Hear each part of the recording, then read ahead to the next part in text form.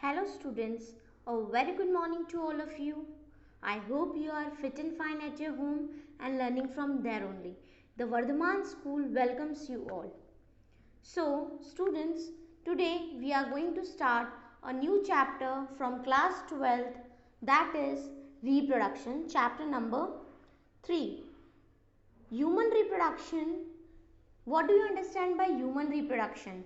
Human reproduction means the process in which the male gamete and female gamete fuse together to form a new offspring in the form of zygote that further develops into an embryo.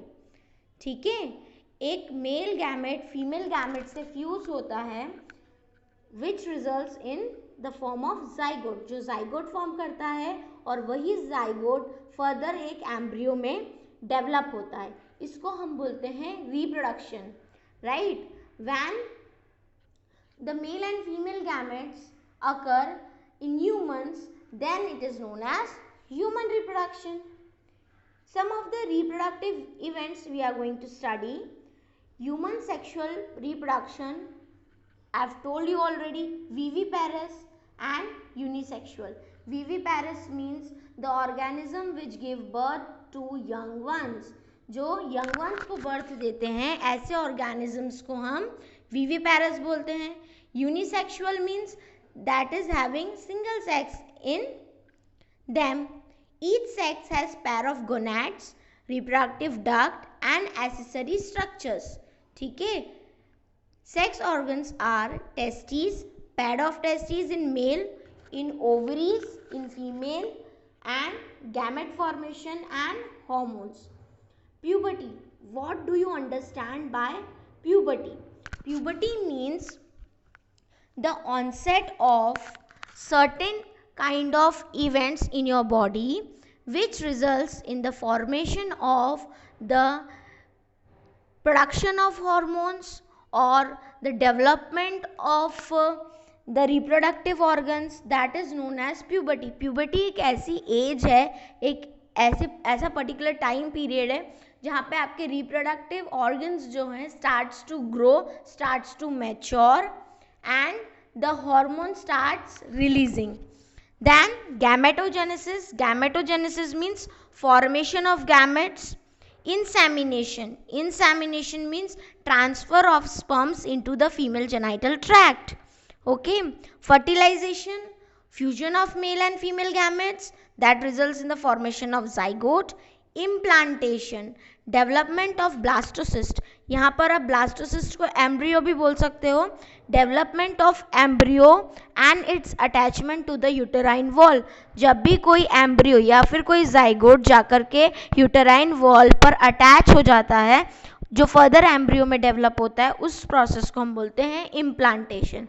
Then gestation. Gestation is the development of embryo. Embryo की developmental stage को हम gestation period बोलते हैं. Right. Then parturition. Parturition means delivery of the baby or childbirth is known as parturition process. इस पूरे chapter में हम ये सारे टॉपिक्स को कवर करते हुए चलेंगे. Now the first one is male reproductive system. You can draw the male reproductive system in your copy for the better understanding. So the male reproductive system or male reproductive organ is located in the pelvis region. Pelvis region कहाँ पर होता है? abdomen से नीचे. Abdominal region, below the abdominal region is the pelvis region where the male reproductive system is located. Now what does male reproductive organs या male reproductive system includes? It includes a pair of testes, accessory ducts, accessory glands and external genitalia. Okay. You can see in the structure, testes is located in the scrotum sac, or you can also say it as a scrotal sac. Scrotal sac में present होते हैं testes, जहाँ पर spermatozoa या sperm का formation होता है. Okay, a pair of testes is located in the scrotum. अभी मैंने आपको बताया. Now why it is present in the scrotum? और why does testis lies outside the body, testis जो है वो बॉडी के बाहर क्यों प्रेजेंट होती है, because sperms need a low temperature than your body temperature for the maturation or for growing. If your body temperature is if a body temperature is 35 degree Celsius, then it needs 2 to 3 degree less than a body temperature for the growing. ठीक है, testis means sperms के growth को 2 to 3 temperature less चाहिए रहते हैं हमारे body temperature से, that's why it lies outside the body, इसलिए टेस्टिस जो होते हैं वो बॉडी के बाहर प्रेजेंट होते हैं. एसेसरी डक्ट्स कौन कौन से हैं, testis, vasa efferentia, epididymis and vas deferens. ये स्ट्रक्चर आप ड्रॉ कर सकते हो आपकी बुक में बाय पॉजिंग द वीडियो को पॉज करके आप स्ट्रक्चर ड्रॉ कर सकते हो. इस स्ट्रक्चर में क्या क्या है देखो, ब्लैडर, आपको पता है ब्लैडर, यूरिनरी ब्लैडर, जब हमने एक्सक्रीशन पढ़ा था तब आपको यूरिनरी ब्लैडर, यूरेटर के बारे में पता था. अब उसी के नीचे जब हम आते हैं तो समाइनल वेसिकल प्रेजेंट होते हैं, ग्रीन कलर का रीजन आपका प्रोस्टेट ग्लैंड है, and the duct which arises from the ureter is known as vas deferens. vas deferens के ही नीचे प्रेजेंट होते हैं epididymis और pair of testes are present. Below a structure is present which is known as penis. Penis helps in the copulation or insemination process. ठीक है, one by one we will study the structure. External genitalia is penis in this system. Now when we take the external structure of testes, अब हम next slide में testes का external structure को study करेंगे. Okay, testes are present in one pad. Okay, they are oval in shape, length is 4 to 5 centimeter and width is 2 to 3 centimeter. It is situated in the abdominal cavity within a pouch called scrotum. अभी आपको बताया कौन से pouch में present होती है, scrotum में present होती है. स्क्रोटम का टेम्परेचर आपका 2.5 डिग्री लोअर होता है आपके नॉर्मल बॉडी टेम्परेचर से for the growth of sperms. Testis is covered by a dense covering capsule tunica albuginea inside a septa.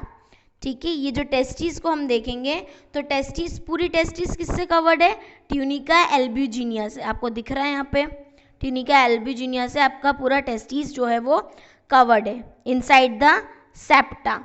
Septa भी आपको दिख रहा है जिसमें ट्यूनिका एल्ब्यूजिनिया के अंदर होता है septa.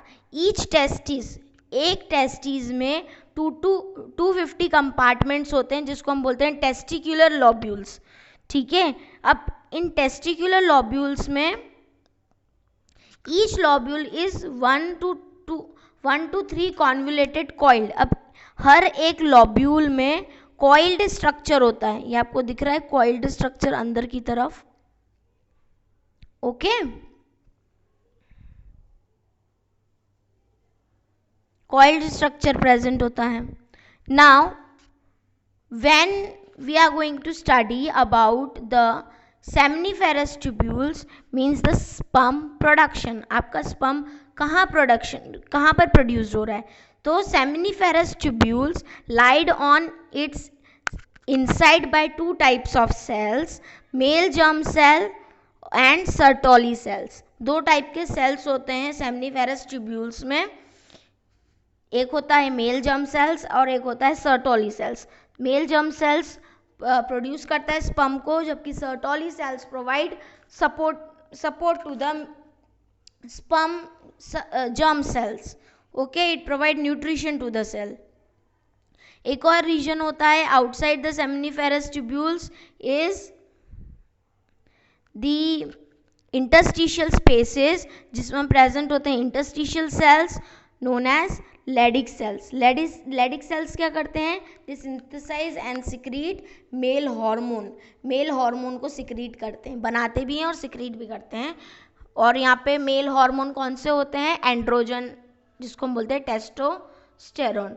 Other immunological component cells are also present in the seminiferous tubules. अब एसेसरी डक्ट्स कौन कौन से होते हैं? एसेसरी डक्ट्स होते हैं आपका वासा इफ्रेंशिया होता है, वासा इफ्रेंश होता है, इपिडाइडेमस होता है एंड वास डिफरेंस होता है.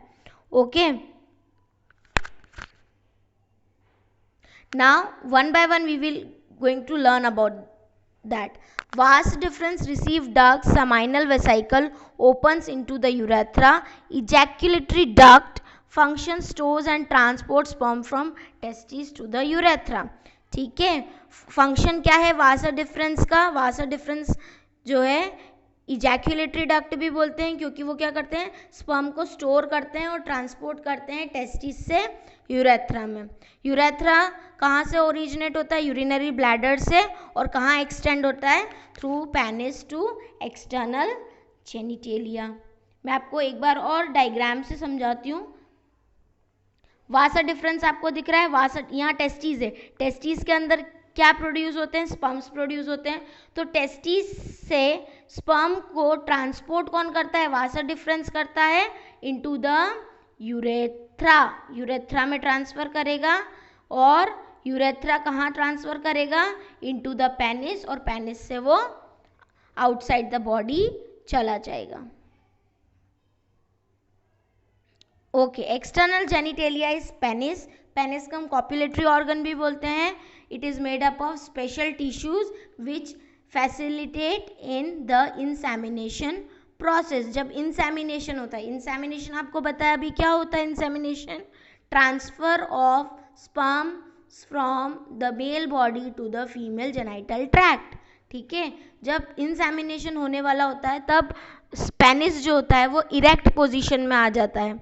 ठीक है, ताकि ट्रांसपोर्टेशन पॉसिबल हो पाए. Enlarge distal end glands penis covered by loose skin called foreskin. ठीक है, पेनिस जो होता है वो फोरस्किन से कवर्डेड होता है. यहाँ पे एसेसरी ग्लैंड्स कौन कौन से होते हैं देखिए, समाइनल वेसाइकल है, प्रोस्टेट ग्लैंड है, बल्बुरिथल ग्लैंड है. ठीक है, ये सब मिलकर के क्या बनाता है? ये सब मिलकर बनाता है समाइनल प्लाज्मा. ठीक है, जिसको हम सीमेन बोलते हैं, right, which is rich in fructose, calcium and certain enzyme that helps in the lubrication process, जो lubrication process में help करता है. So students, this is all about the male reproductive system. I hope you got what it is, and if any query is there you can write in the comment section, and if you are well understood by this video then like the video. Thank you so much.